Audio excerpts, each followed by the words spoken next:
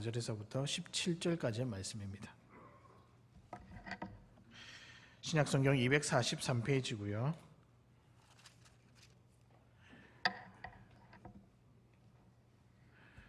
우리 짧기 때문에 한 목소리로 읽도록 하겠습니다. 무릇 하나님의 영으로 인도함을 받는 사람은 곧 하나님의 아들이라. 너희는 다시 무서워하는 종의 영을 받지 아니하고 양자의 영을 받았으므로 우리가 아빠 아버지라 부르신느니라.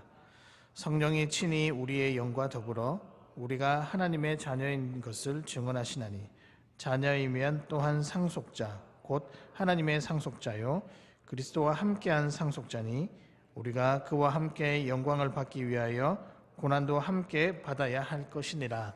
아멘.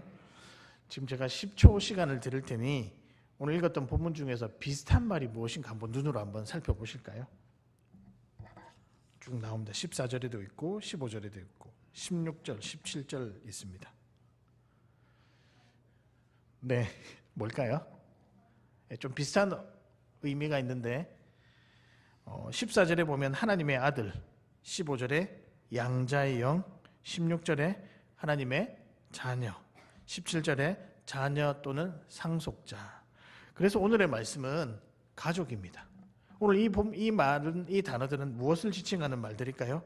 가족 관계에서 이렇게 뗄래야 뗄 수 없는 그 관계들을 표현한 것이 아들, 자녀, 상속자라는 것을 이야기하고 있습니다. 그래서 오늘의 말씀은 가족입니다. 여러분, 가족하면 어떤 이미지가 떠오를까요? 저는 가족하면 굉장히 따뜻한 이미지가 떠오릅니다. 추운 겨울날 TV 앞에 모여서 귤도 먹고 그 다음에 고구마도 먹고, 고구마에는 신김치가 딱 제격이죠. 갑자기 배가 고프니까 그 생각이 문득 떠오릅니다. 여튼 이런 따뜻한 고구마도 먹으면서 뭐 이런저런 이야기를 하는 그런 따뜻한 생각이 나고요. 또 구정이 되면 어떻습니까? 추운 겨울날 온 친척들이 모여서 함께 국 먹고 또 밥도 먹고 김이 모락모락 나면서 많이 먹어라. 또 우리 할머니 할아버지들은 아이고 우리 손주 많이 먹어라. 근데 그런 가운데 이 밥 하나 때문에, 먹는 것 때문에 식구가 되어서 참 행복한 그런 따뜻한 그런 기억이 저에게는 있습니다.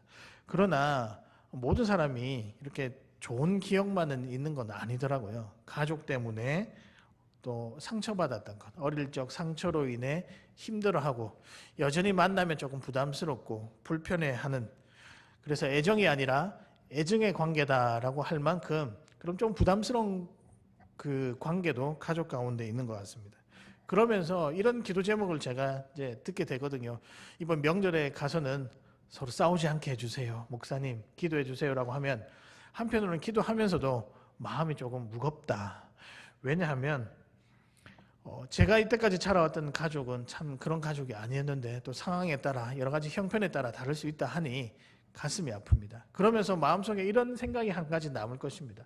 그러면 나를 행복하게 하고 나에게 힘을 주는 가족은 이 세상에 전혀 없는 것일까?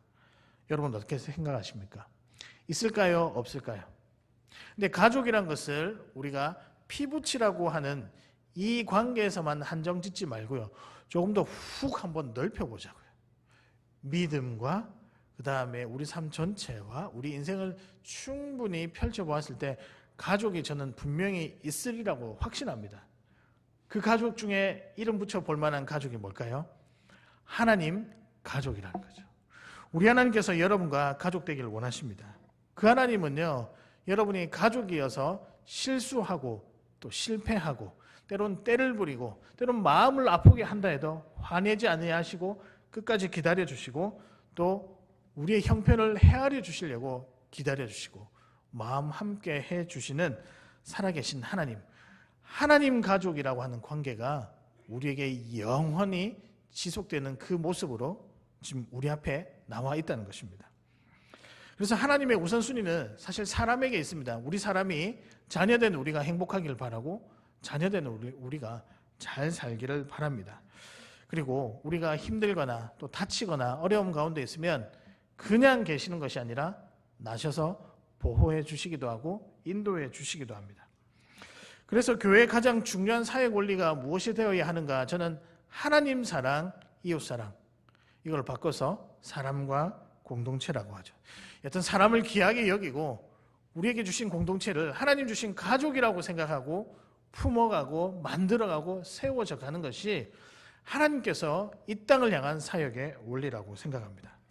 마태복음 22장 37절에서부터 40절까지 제가 읽어드리면요, 예수께서 이르시되 내 마음을 다하고 목숨을 다하고 뜻을 다하여 주 너의 하나님을 뭐하라? 사랑하라 하셨으니 이것이 크고 첫째 되는 계명이요 둘째도 그와 같으니 내 이웃을 내 자신같이 사랑하라 하셨으니 이 두 계명이 온 율법과 선지자의 강령이니라. 살아가면서 참 중요한 우리에게 한 가지 관계가 있다라고 한다면 하나님 가족이라는 관계입니다. 여러분, 우리가 지금 한 달째 구원에 관해서 살펴보고 있는데요, 첫 번째 주에는 부르심이었습니다. 그렇죠?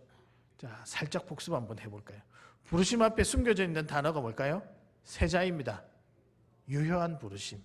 역시 기억을 잘 하시네요. 수준이 굉장히 높습니다. 유효한 부르심입니다. 두 번째는요, 칭입니다. 간단하게 풀어서 설명하면 죄인에서 의인되었다. 근데 요까지는요, 우리 신분상의 변화입니다. 딱 이 법정 용어로서 땅 치면서 이제 이 사람은 죄인이 아니라 의인이 되었습니다라고 하는 하나님께서 선포하신 굉장히 중요한 선포의 내용입니다. 근데 오늘부터 시작되는 이 양자됨, 소위 말하는 가족과 다다음 주죠. 다다음 주에 진행될 성화, 새로운 삶으로의 도전은 삶의 변화, 우리가 정말 우리 삶 속에서 자연스럽게 일어나는 그 변화에 대한 설명입니다. 이 모든 것이 함께 어우러져서 구원으로 향하는 길을 걷고 있다라고 말씀드릴 수 있습니다. 그래서 오늘은요, 세 번째 양자됨, 소위 말하는 입양되었다라고 하는 신학적인 표현을 제가 좀 쉽게 가족이라는 말로 바꿔서 썼습니다. 전혀 상관없는 관계였다가 이제 진짜 하나님과 우리와 가족이 된 것이죠. 본문의 표현을 빌자면 종의 영의 삶이었다가 양자의 영의 삶으로 바뀌었다라고 이야기를 하고 있습니다. 사랑하는 여러분, 하나님이 저와 여러분의 가족이십니다. 믿으십니까? 별로 이렇게 믿지 다가오지 않으십니까? 저는 그 증거들이 너무 많다라고 생각해요. 우리가 기도할 때 뭐라고 부르죠? 아버지 하나님이라 부르기도 하고, 그리고 찬양에도 나와 있고 여러분을 하나님의 무엇이라 부르죠? 자녀라고 부르죠. 아들과 딸이라고 부르는 거죠. 그래서 여러분, 이 삶은요, 특별한 삶이고 이 삶은 정말로 영광스러운 삶이다라고 할 수 있습니다. 그래서 오늘 이 시간에 이 하나님의 자녀된 하나님 가족의 삶은 어떠한 삶인가? 어떠한 삶을 살기에 그 삶을 살아가는 사람을 하나님의 가족이라고 부를 수가 있는가? 이것에 대해서 우리가 살펴보고 또 묵상하고 도전받고 위로받고 힘을 내는 그런 귀한 성도님들 되시기를 주님의 이름으로 축복합니다. 하나님 가족의 삶은 무엇일까? 첫 번째입니다. 나의 형편을 아시는 하나님입니다. 어떤 삶이냐? 하나님께서 내 형편에 대해서 아시고 내 형편에 들어오시는 그 관계에 있는 것이 하나님 가족의 삶이다. 사랑하는 여러분, 하나님께서 여러분의 모든 형편을 아십니다. 믿으십니까? 아는 것에서 그치지 아니하시고 어떻게 하실까요? 제가 이 표현이 딱 맞는 것 같아요. 훅 들어오십니다. 그 하나님은 우리에게 굉장히 관심이 많으시고요, 또 우리를 챙기시려고 많이 준비해 놓고 계시고, 은혜라는 선물 보따리를 통해서 힘들만 하면 은혜를 부어주셔서 다시 일으키시고, 또 지칠만 하면 은혜를 부어주셔서 이끌어주셔서 나의 형편에 대해서 이해하시려고 부단히나 애를 쓰시고 함께 하시는 분이시라는 것을 여러분 꼭 기억하시기를 바랍니다. 우리가 본문을 조금 살펴보겠는데요, 하나님 자녀의 삶을 양자의 영을 받은 삶이다라고 로마서에 전하고 있습니다. 15절을 한번 읽어보겠습니다. 너희는 다시 무서워하는 종의 영을 받지 아니하고 양자의 영을 받았으므로라고 되어 있습니다. 양자의 영이란 것은 하나님 자녀, 좋은 말, 또 하나님 어떤 자녀라고 통칭하는 하나님 가족이라고 하는 그 말로 이해는 하겠는데, 무서워하는 종의 영은 도대체 뭘까? 그리고 이 무서워하는 종의 영을 받는다, 받지 아니한다, 이 동사의 의미는 뭘까? 여러분 좀 그렇잖아요. 무서워하는 종의 영의 의미가 무엇일까요? 제가 사전을 찾아보니까요, 또 원문을 살펴보니까 무서워하는 종의 영은 무섭게 하는, 두려움을 주는, 공포감을 조성하는 영이라고 되어 있고, 세 번 영을 보니 두려움의 종살이에 빠뜨리는 영이다. 한마디로 이야기하면 우리를 힘들게 하는 영이라는 거죠. 그러면 받는다, 받지 아니한다. 이것은 어떤 의미입니까? 어떤 영향력에서 벗어나고 싶다는 뉘앙스인데요. 어떤 한 영이 있으면 이 두려워하는, 이 무섭게 하는 이 영이 우리를 억압하려고 하고 있고 공포를 느끼게 해서 그 상태에서 딱 벗어나지 못하게 해서 질질 끌어가는 이 상태를 무서워하는 종의 영의 영향을 받고 있었다. 그러니 바울이 이제는 받지 말자라고 하는 그 내용이 이렇게 전개되는, 또 설명되어지는 그런 이야기입니다. 소위 말하는 무서워한다는 말은 죄 가운데 눌려서 헤어나지 못하도록, 벗어나고는 싶은데 헤어나지 못하도록 우리의 발목을 딱 잡고 있는 것을 설명합니다. 그럼 바울이 왜 이런 표현을 사용했을까요? 바울이 그냥 좋은 말로 했는데 이 무서워하는 종의 영이라고 하는 다소 공포스럽고 좀 우리로 하여금 정말 무서운 마음을 들게 하는, 좀 큰일이 났다 싶어하는 이런 표현을 쓴 이유는 무엇일까요? 과거에 그가 이렇게 살았거든요. 사도 바울이 사울이었을 때 무서워하게 만드는 종의 영에 사로잡혀가지고 살았거든요. 그래서 그 바울의 머릿속에는 이 구도가 깨지지 않고 있었던 거예요. 죄인은 곧 뭐다? 실패자다. 죄인은 세상에 살아가면 아무 쓸모없는 실패자다. 근데 이 사실이 그에게 너무 크게 두려움으로 다가왔던 거예요. 율법을 지키느냐, 그렇지 못하느냐, 이것을 늘 판단받으며 살아왔다는 거죠.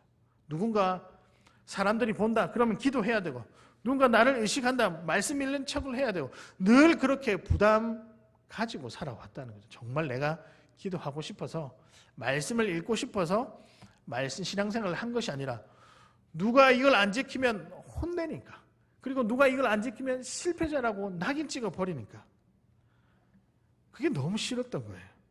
그리고 출세를 해야 성공하는 삶, 그게 바로 하나님이 주는 위로의 삶이라고 착각하며 살고 있었습니다. 이런 사람들은 특징이 뭐냐면 겉은 굉장히 화려해요.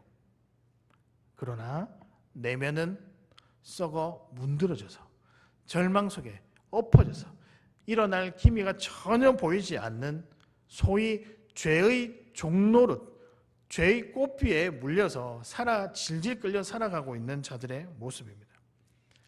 이런 모습이 하나님 가족 아닌 삶의 모습입니다. 요즘 우리가 생각보다 많이 위축되면서 살아가잖아요. 세상 자체가 지금 위축되도록 하고 있는 거고, 질병 코로나도 그랬고, 요즘은 지진도 그렇잖아요. 어디 안전하게 마음을 둘 데가 없는 상황입니다. 자연 환경도 그러는데요. 말 때문에, 관계 속에서 말 때문에 우리가 위축받기도 하고, 편견 때문에 위축받기도 하고, 그 다음에 저 사람이 가진 것 때문에 내 마음이 움츠러들 때가 참 많습니다. 그리고 그 잘난 지위 때문에도 내가 그 사람 앞에 엎드려야 되는 그런 위축을 받아가면서 살아갈 때가 많습니다. 무서우니까 그것 아래 그냥 얼매여 있으니까 그렇게 될 수밖에 없는 것입니다. 근데 이게 죄의 본질입니다. 죄는요, 사람을 이렇게 좀 억압하는 게 있어요. 그래서 그 사람 앞에 가면 움츠러들어야 되고, 자유하고 어깨를 당당하게 하고, 뭔가 내 마음속에 활기찬 기운으로 살아나가는 것을 죄가 싫어하는 것 같습니다. 이게 죄가 의도하는 바입니다. 그래서 죄가 무서운 거예요. 여러분, 한 영혼이 망가지는 건 한순간입니다. 그 사람에게 저주의 말을 퍼부어 보십시오. 너는 잘 안 될 거야. 너는 이게 문제야. 너는 이렇게 하면 안 돼. 여러분, 이거 한 달만 들으면 어떻게 될까요?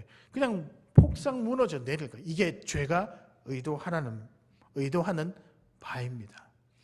근데 우리가 이렇게 살아왔던 거예요. 근데요, 그런 상황 가운데 있는 우리들에게 하나님께서 먼저 다가오셔서 뭐라고 이야기하시냐면, 오늘 본문에 나와 있는 것처럼 너는 곧 하나님의 자녀라. 너는 곧 나의 가족이라.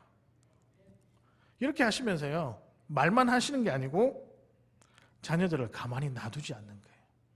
소위 말하는 죄의 청소를 하나님께서 그때부터 하시기 시작합니다. 이사야서 55장 1절에 이렇게 나와 있습니다. 오호라 너희 모든 목마른 자들아 물로 나오라. 돈 없는 자도 오라. 너희는 와서 사 먹되 돈 없이 값 없이 와서 포도주와 젖을 사라. 하나님이요 가만히 있는 우리들에게 너무 불쌍해 보이니까 다가오셔서 가족 삼아 주시면서 너 물도 없지, 돈도 없지, 그래서 힘들지, 괜찮아, 내가 다 준비했어, 너 이거 줄 테니까 포도주와 젖을 사라. 저는 마치 흡사 이 장면 같아요. 어린아이가 무슨 돈이 있습니까? 초등학교 다니면은. 근데 뭔가 사고 싶고 명절에 할아버지가 딱 보여요. 할아버지 돈 좀 주세요라고 하면 어떻게 했을까요? 할아버지가 돈이 없어도 할머니 거 뺏어서라도 그래 우리 손주가 주니까 그냥 주는 거잖아요. 왜 그럴까요? 나의 손주니까, 내 가족이니까요. 하나님 마음이 딱 그런 것 같아요. 사랑하는 여러분, 하나님이 힘들어하고 낙담해하고 죄의 영역 가운데 있는 여러분들을 가만히 두시지 아니하고 사랑하니까 끌어내시는 거예요. 하나님은 우리의 형편을 잘 아십니다. 그리고 아시려고 무단히도 노력하시는 분이십니다. 특히 제가 보니까 하나님은 여러분의 눈물의 형편을 매우 잘 아시려고 헤아리시려고 노력하시는 것 같아요. 그리고 아픈 마음도 그렇더라고요. 왜냐하면 우리의 아픔이 곧 하나님의 아픔입니다. 하나님은 여러분 그렇게 대하고 계세요. 근데 우리가요 이런 틀 안에서 하나님께서 율법을 정해놓고 명령을 정해놓고 틀을 정해놓고 이렇게 해, 이렇게 하면 살 거야 라고 하는 다소 강압적인 하나님으로 대부분의 사람들은 생각하고 있습니다. 그래서 우리 이거 지키면 복받고 안 지키면 혼난다라는 생각이 우리 안에 너무 이렇게 남아있는 것 같아요. 근데 아닙니다. 우리가 때로는 넘어져서 아프면요 하나님도 같이 아파하십니다.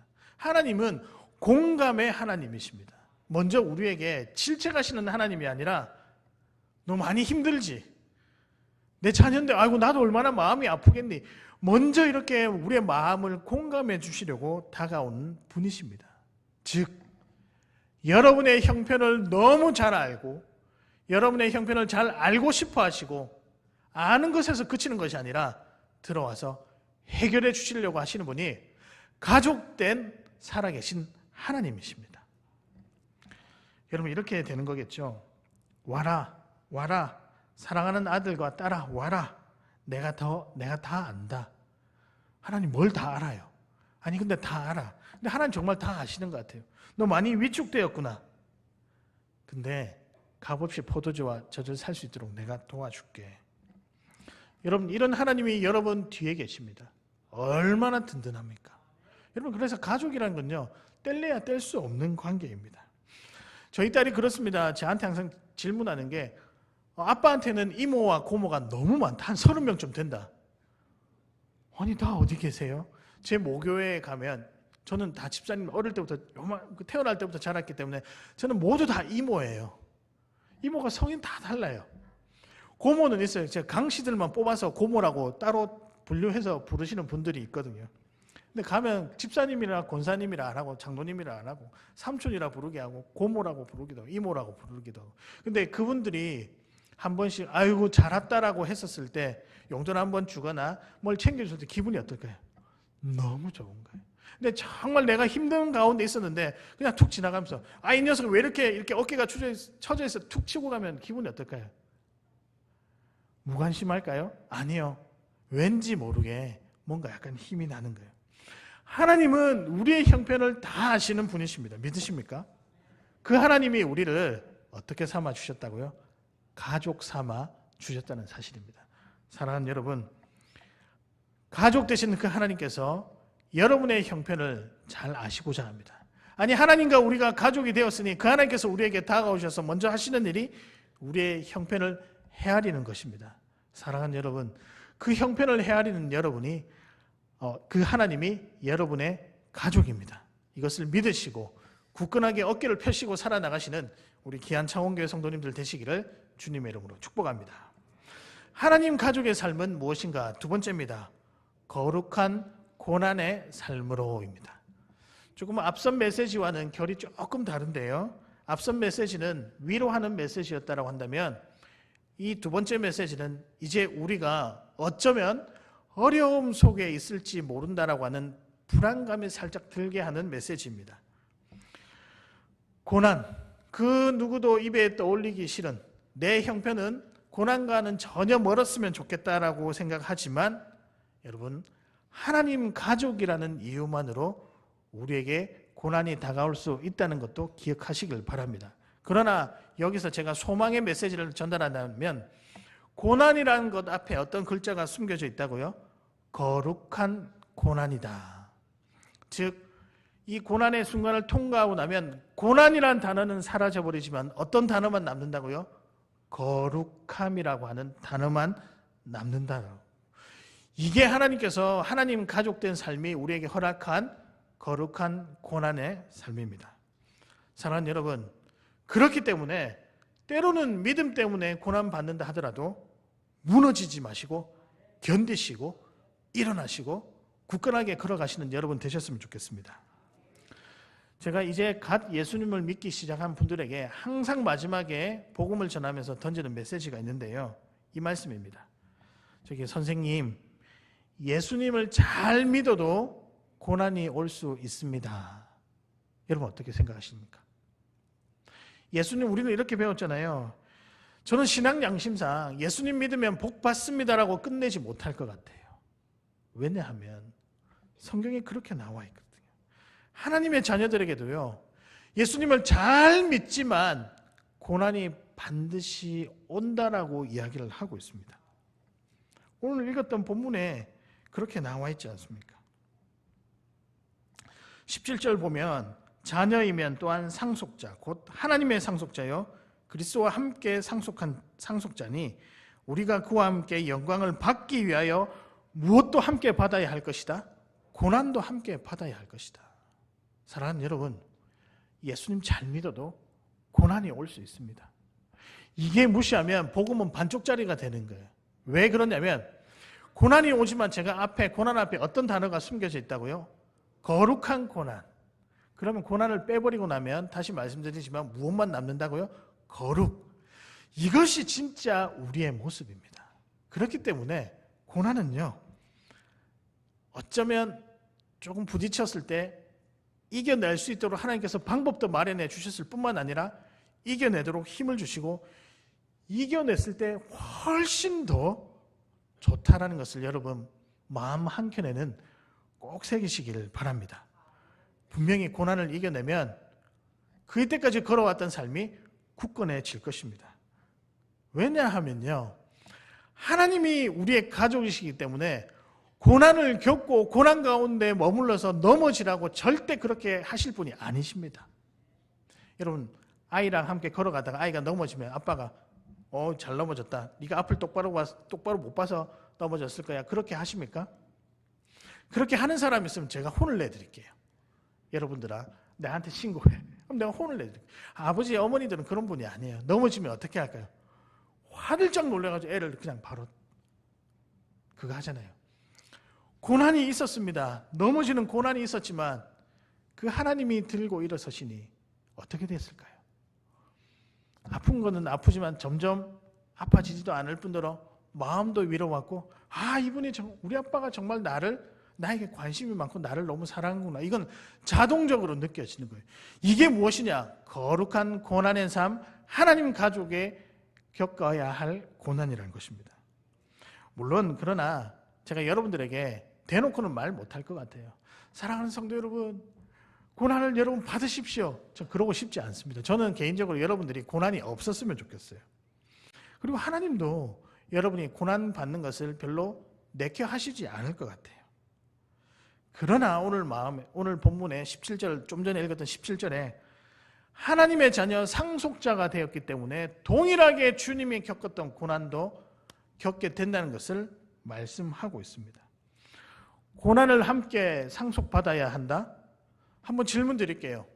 목사님, 저는 고난을 저는 상속받고 싶습니다. 손 한번 들어보십시오. 손 들면 이게 비정상인 거예요. 손 안 드는 게 맞는. 그거 누구나 고난을 받고 싶겠습니까? 제가 물어볼까? 우리 장로님들에게, 우리 집사님들에게, 권사님들에게 있잖아요. 주님의 자녀니까 당신도 고난을 좀 받을 수 있겠습니까? 라고 하면 네, 목사님, 이것이 제 고난입니다. 그런 사람이 어디 있습니까? 이 세상에. 주님 잠시만요. 이건 아니잖아요. 이건 계약 내용이 없었던 거잖아요. 이건 아니죠. 왜 그러시죠? 근데 그게 당연한 것입니다. 근데요, 오늘 본문은 뭐라고 이야기할까요? 상속자니까 고난 받을 수 있다라고 이야기를 합니다. 그러면 이 고난은 도대체 무엇일까요? 저는 이 고난이 믿음의 고난이라고 생각을 합니다. 어떤 고난이냐? 믿음의 고난. 여러분, 이게 말이라는 게 참 중요한데요. 고난이라는 단어 앞에 어떤 것을 붙이느냐에 따라 이 고난이 우리에게 의미가 될 수도 있고 이 고난을 버려야 할 것도 있습니다. 불필요하게 받는 고난이 있다고 한다면 하나님께 지혜를 구해서 그 고난을 피해야 되는 것이 맞습니다. 그러나 거룩하고 믿음의 고난이라면 이렇게 생각하시면 될 것 같아요. 이거 그냥 나에게 다가올 수밖에 없구나. 뒤를 생각해야 된다고. 이 고난을 이겨낼 것을 생각을 해야지 고난이 오지 말라고 해도 고난은 이미 온다는 거예요. 그럼 이 믿음의 고난은 뭘까? 예수 믿는다라고 받는 편견, 무시도 고난이 될 수도 있고요. 겉으로 나타나는 고난이겠죠. 두 번째는 하나님에 대한 신뢰가 무너지는 상황. 이것이 진짜 믿음의 고난이라는 거죠. 근데 이건 연결되어 있는 것 같아요. 외부에서 여러분 여러 가지 어려움이 다가오면요, 하나님에 대한 신뢰도 무너지는 거예요. 근데 오늘 성경에서 받으라고 하는 고난은 이런 류의 고난입니다. 믿음의 고난입니다. 예수 받는다고 무시하는 편견의 삶, 그럴 때가 있잖아요. 우리가 종교가 다른 시어른들과 함께 갈등을 겪을 때도 있고, 믿음 하나 믿고 가정에 시집 오고 또 장가 왔는데 막상 열어보니 믿음은 없고, 그래서 나의 믿음 불안하기도 하고, 그리고 다른 종교 상황 때문에 여러 가지 올 수 있는 그런 환경들도 있습니다. 물론 요즘은 농도의 차이가 조금 있겠지만 믿음 때문에 고난받는 것이 그런 분들도 있을 수 있지만 좀 그런 것들이 상대적으로 약화된 것도 조금 보게 됩니다. 물론 그게 쉽다라고는 할 수 없는데요. 그러나 사실 성도의 삶 가운데 현실적인 정말 우리가 생각해 보아야 할 고난은 예상치 못한 상황 앞에서 믿음이 흔들려 하나님에 대한 신뢰가 끊어질 때입니다. 주로 언제일까요? 우리에게 질병이 몰려올 때, 재정적인 문제로 압박받을 때, 관계의 문제로 우리가 힘들어질 때, 하는 일들마다 실패할 때, 그리고 전혀 내가 예상치 못한 곳에서 오해를 받거나 정말 힘들고 있을 때, 나의 능력의 한계를 깨닫게 될 때, 자녀가 내 말을 듣지 않을 때, 여러 문제. 여러분, 그렇게 보면 성도들의 삶은 고난의 연속이라고 할 수 있습니다. 그런데 이런 삶 가운데서 중요한 것은 고난이라는 건 알기는 알겠는데, 그래서 이겨내야 될 것도 알기는 알겠는데, 노력하면 노력할수록 하나님과 점점 멀어지는 내 마음의 한켠에 마음의 공간이 넓어진다는 거예요. 고난이 지속되면 하나님을 더 붙잡고 나가야 되는 게 정상적이라고 배웠는데, 고난이 지속되니 하나님과 점점 멀어진다는 거예요. 근데 여러분, 나를 주저앉게 만드는 이 고난은 사실 하나님이 여러분에게 허락하신 고난이 아니고요. 믿음의 고난을 걸어가고 있는 우리들에게 믿음의 고난을 겪지 못하게 하는 바깥 세력의 유혹입니다. 그렇기 때문에 여러분, 이 바깥 세상의 유혹에서 벗어나서 믿음의 길을 걸어가는 이 고난을 우리가 거룩한 고난이라고 부르고 있는 것입니다. 이 고난은요, 능히 예수 믿는 모든 자가 당할 수 있는 겁니다. 여러분, 사탄이 제일 좋아하는 게 뭘까요? 여러분이 정상적으로 신앙생활을 하는 걸 너무 좋아합니다. 갑자기 이 사람이 기도하기 시작하고요, 말씀을 보기 시작하고, 이 은혜가 넘쳐나서 얼굴이 변하기 시작하고, 다른 사람을 챙기기 시작한 이 모든 정상적인 신앙생활이잖아요. 근데 사탄은 이것을 싫어합니다. 그래서 무엇으로 우리를 흔들느냐? 고난이라는 것으로 우리를 막 흔들려고 합니다. 근데 하나님께서 참 이렇게 너무 지혜로운 분이신 것 같아요. 거기다가 안전장치를 하나 마련해 놓았습니다. 그 안전장치가 뭐냐? 거룩한이라고 하는 단어입니다. 우리 보고 이렇게 이야기합니다. 하나님께서 괜찮아. 저 악한 세력이 너를 그렇게 힘들게 하고 나와 멀어지게 해도 괜찮아. 너는 이미 나의 가족이니까 내가 붙들고 있을게. 이게 뭐냐? 작지만 연약하지만 여러분이 가지고 있는 하나님을 향한 믿음이라는 것입니다. 여러분, 우리 주님도 고난을 별로 달가워하지 않습니다. 그런데 하나님께서요, 그렇게 고난을 그 고난의 현장 가운데 우리를 내버려 두시면서 왜 내버려 두시냐면 감당할 만하니까. 근데 그 감당하는 힘을 누가 허락하실까요? 가족 대신 아버지 하나님께서 딱 붙잡고 있는 거예요. 여러분, 그래서 고난 가운데 있으십니까? 고난의 뒤에 줄이 하나 달려 있습니다. 하나님이 여러분을 넘어지지 아니하도록 딱 붙잡고 계시는 거예요. 그래서 시간이 지나면 뭐만 남을까요? 거룩함만 남는 거예요. 우리의 성숙과 우리의 강함과 우리가 모든 것을 견뎌냈기 때문에 굳건한 믿음으로 서올 수 있는 것입니다. 사랑하는 여러분, 우리 창원교회에 이런 거룩한 고난을 능히 이겨내어 승리하신 여러분들이 많아지기를 소망합니다. 저도 그런 시간을 조금 보냈는데요. 여러 가지 계속되는 아픔들 속에서 저도 이런 생각 많이 했었습니다. 내가 뭘 잘 못했나? 우리 가족이 뭐 실수한 게 있나? 하나님께 혹시나 죄를 많이 지었나? 그러면서도 한편으로는 부족해서 그럴 수도 있겠지. 그런데 시간이 점점 지나면요, 이제 그런 세월들 중에서 한 4, 5년이 지나니까 어떤 생각이 드냐면,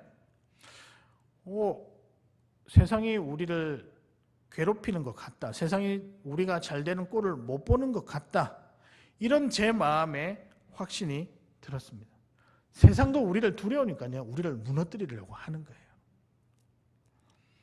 그리고 그 속에서 또 어떤 이 경험을 했냐면, 하나님이 정말 내 가족이구나. 하나님밖에 믿을 사람이 없구나. 세상에 의지할 것은 하나님밖에 없구나라고 하는 이 사실을 고난 가운데서 점점 깨닫게 되었습니다. 여러분, 사랑하는 가족이 뭘까요? 입원하는 그 순간부터 퇴원할 때까지 너무 힘들어도 뒷수발해 주는 게 사랑하는 가족이 아닐까요? 그게 하나님과 우리와의 관계라는 것입니다. 저는 여기 와서 우리 교회 효자, 효녀가 너무 많다는 것을 이상하게 저는 부담으로 좀 다가옵니다. 제가 그러고 싶은데 제가 그러지 못하고, 제가 중간중간 우리 성도님들의 소식을 들으면 어떻게 그렇게 귀한 딸이 있을까, 귀한 며느리가 있을까. 제가 이렇게 표현하는 게 조금 그렇긴 하지만 그렇게 귀한 아들이 있을까, 귀한 사위가 있을까. 너무 부모님들을 잘 모시는 거예요. 제가 이 교회 와서 굉장히 도전받고 있습니다. 저도 효자라고, 한 효자라고 생각을 했는데 지금은 별로 아닌 것 같아요. 근데 여러분, 우리 하나님은 우리 가족이니까 어떻게 하시죠? 우리를요, 아프면 아픈 대로, 힘들면 힘든 대로, 기쁘면 기쁜 대로 항상 함께 해주시고, 특별히 고난의 삶을 같이 걸어가 주시는 귀한 분이십니다. 사랑하는 여러분, 고난 가운데 있습니까? 그것이 거룩한 고난이고 이겨낼 수 있음을 확신하시고 가족된 하나님과 함께 걸어가시는 귀한 여러분 되시기를 소망합니다. 마지막입니다. 마지막 메시지, 하나님 가족의 삶의 특징 무엇이냐? 마지막 메시지는 오늘도 성령님과 함께입니다. 그냥 걸어가는 게 아니고요, 성령님과 함께 걸어가는 것이 하나님 가족의 삶의 특징입니다. 혹시 이 찬양을 아실까 모르겠는데요, 이 찬양 아시면 옛날 분은 확실하게 맞는 것 같습니다. 제가 한번 불러보는데, 제가 연습을 했는데 일부 예배 때 한번 불러봤는데 나중에 틀렸어요. 이상하게 생각하지 마시고 제가 중간에 부르다가 정 안 되면 가사만 불러드릴 텐데요. 이성균 씨라고 아마 찬양 사역자 기억이 나실 겁니다.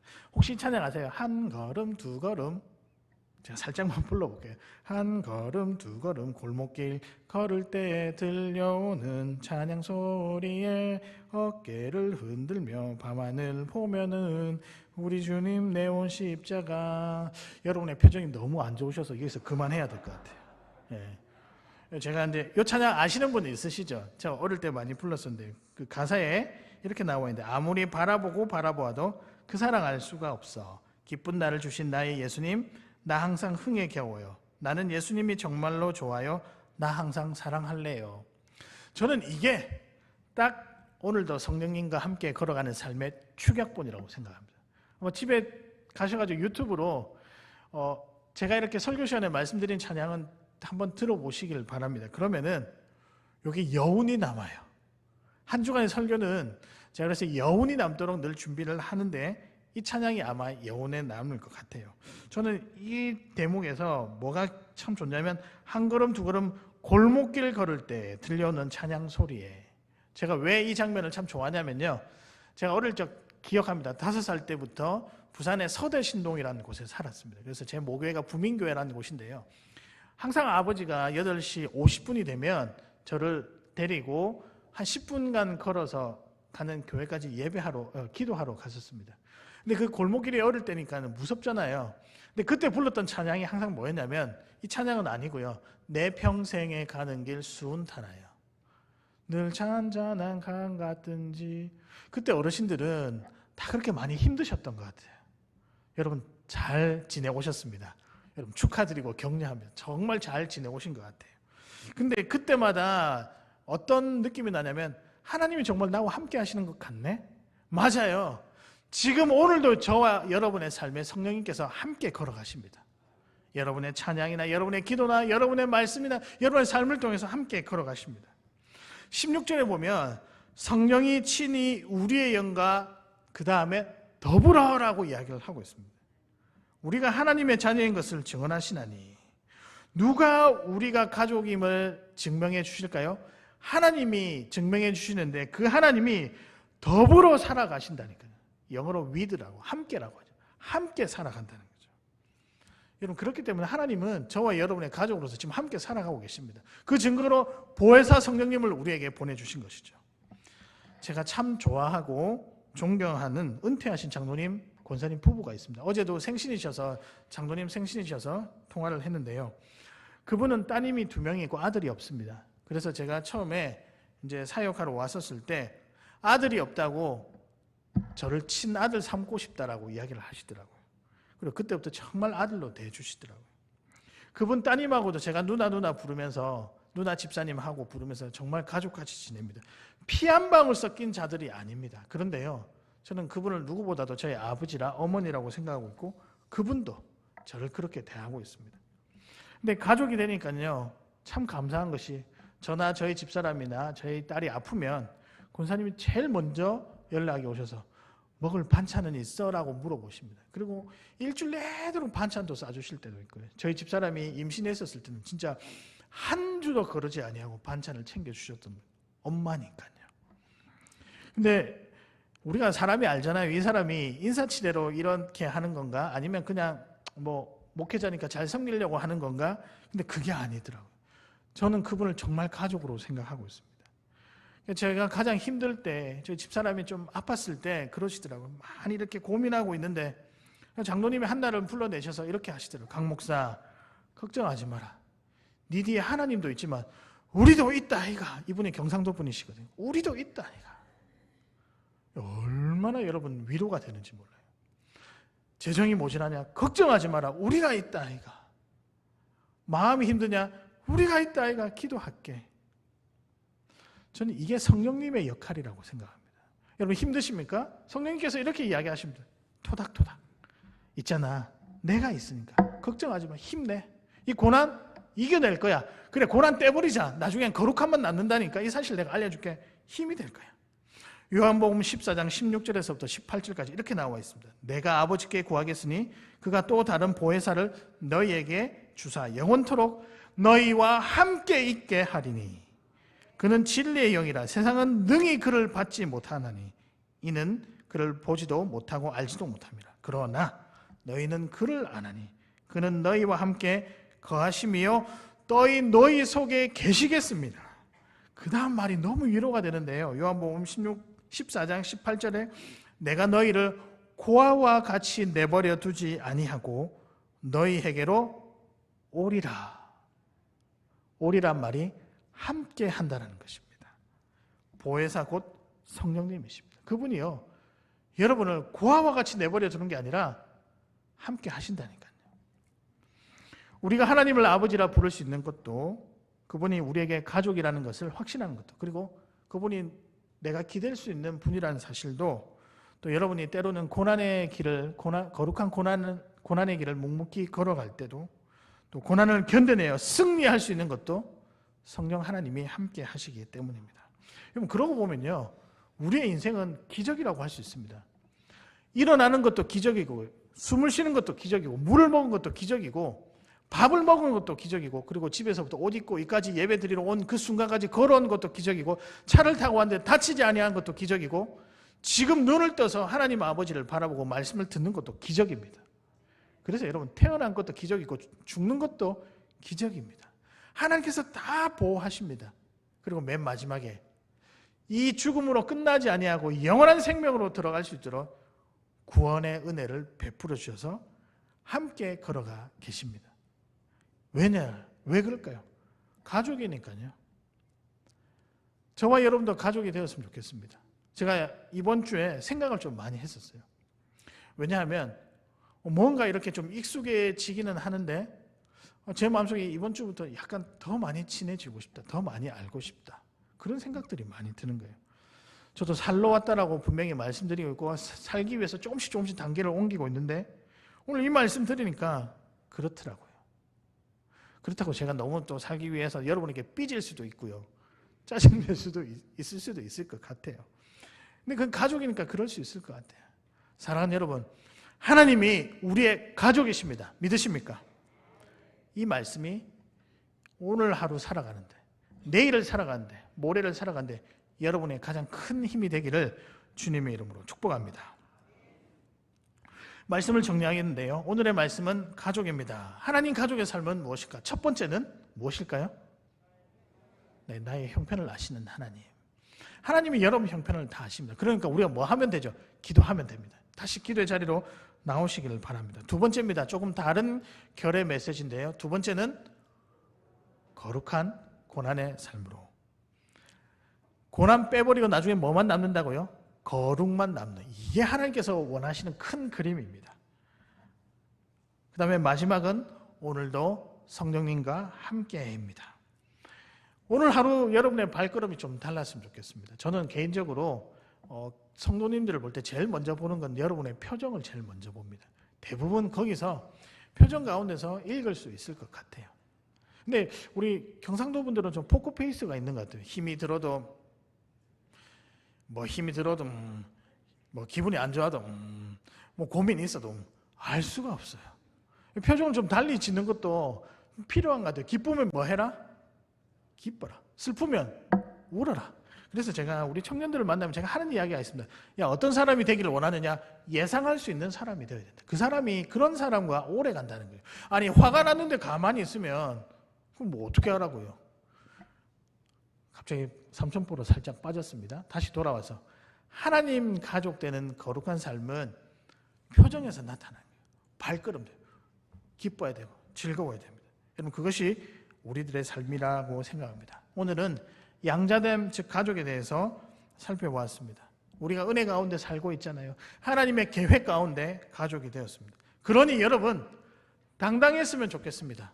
어깨 좀 펴시고요, 당당하게 세상이 나를 위협한다 해도 또 내 내면이 복잡하다 해도 괜찮습니다. 우리 하나님이 우리의 아버지시니까 능히 이겨낼 줄로 믿습니다. 그 하나님의 자녀된 우리가 이 세상 가운데 능히 승리하며 주의 이름을 선포하며 주님의 이름을 붙잡고 고난 가운데서 이겨나가시는 우리 귀한 성도님들 되시기를 주님의 이름으로 축복합니다. 제가 오늘 그런 마음으로 아주 귀한 찬양 하나 선정해 왔는데요, 아바 아버지라고 하는 찬양입니다. 제가 참 좋아하는 찬양인데요, 우리 뜨거운 마음으로 한번 불렀으면 좋겠습니다.